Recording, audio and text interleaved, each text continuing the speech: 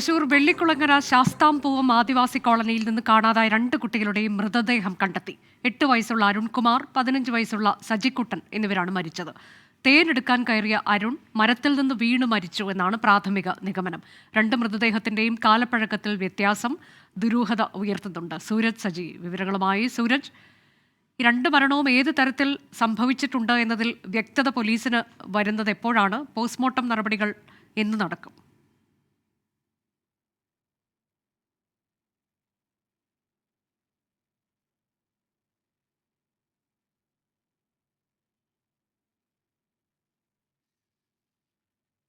തൃശൂരിൽ ആദിവാസി കോളനിയിൽ നിന്ന് കാണാതായ 2 കുട്ടികളുടെയും മൃതദേഹം ഇന്ന് ലഭിച്ചു. കഴിഞ്ഞ 6 ദിവസമായി അവരെ കാണുവാനില്ലായിരുന്നു. ബന്ധുവീടുകളിൽ പോയതാകാം എന്നാദ്യം കുടുംബാംഗങ്ങൾ സംശയിച്ചു. പക്ഷേ പിന്നീട് ഇവർ തിരികെ എത്താത്തതിനാലാണ് പോലീസിൽ പരാതി നൽകിയത്. പക്ഷേ ഇവരുടെ മൃതദേഹം കണ്ടെത്തുമ്പോഴും മരണത്തിൽ ദുരൂഹതയുണ്ട് എന്നൊരു സംശയം പോലീസിനുണ്ട്. സൂരജ്, ഞാൻ ചോദിച്ചത് 2 പേരുടെയും മരണം എങ്ങനെയാണ് സംഭവിച്ചത് എന്നതിൽ പോലീസിന് ഏത് തരത്തിലേക്ക് വ്യക്തതയായിട്ടുണ്ട്? പോസ്റ്റ്മോർട്ടം എപ്പോൾ നടക്കും?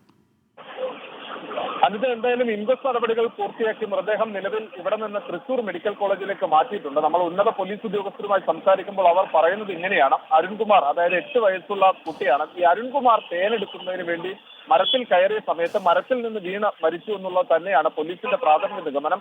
അത് പോലീസ് ഏറെക്കുറെ ഉറപ്പിക്കുന്നുമുണ്ട്. പക്ഷേ ഈ സജിക്കുട്ടന്റെ മരണത്തിലാണ് ഇപ്പോഴും ഒരു ദുരൂഹത തുടരുന്നത്. എന്താണ് മരണകാരണം എന്നത് ഈ ഇൻക്വസ്റ്റ് നടപടികളിലൊന്നും തന്നെ കണ്ടെത്താൻ സാധിച്ചിട്ടില്ല. അതുകൊണ്ട് തന്നെ പോസ്റ്റ്മോർട്ടം നടപടികളിലൂടെ മാത്രമേ മരണകാരണം എന്ത് എന്നത് കണ്ടെത്താൻ കഴിയുകയുള്ളൂ എന്നുള്ളതാണ് പോലീസ് അറിയിക്കുന്നത്. എന്തായാലും ഡോഗ് സ്ക്വാഡിനെയും അതുപോലെ തന്നെ ഈ വിരലടയാള വിദഗ്ധരെയും എല്ലാം എത്തിച്ചുകൊണ്ടുള്ള ഒരു തിരച്ചിൽ ഈ വനത്തിന്റെ എല്ലാ മേഖലയിലും തന്നെ ഈ ഡോഗ് സ്ക്വാഡിനെ എത്തിച്ചുകൊണ്ടുള്ള ഒരു തിരച്ചിൽ അത്തരത്തിലേക്കുള്ള അന്വേഷണം പോലീസിന്റെ ഭാഗത്ത് നിന്ന് നടത്തുന്നുണ്ട്. പോസ്റ്റ്മോർട്ടം റിപ്പോർട്ട് കൂടി വന്നാൽ മാത്രമേ എന്താണ് മരണകാരണമെന്ന് സ്ഥിരീകരിക്കാൻ കഴിയൂ. എന്നാൽ അരുൺകുമാറിന്റെ മരണത്തിന് കാരണം തേനെടുക്കാൻ മരത്തിൽ കയറിയപ്പോൾ വീണ് മരിച്ചതാണ് എന്നതാണ്. സജിക്കുട്ടന്റെ മരണം എങ്ങനെ സംഭവിച്ചു എന്നതിലാണ് ഇനിയും അവ്യക്തതയുള്ളത്.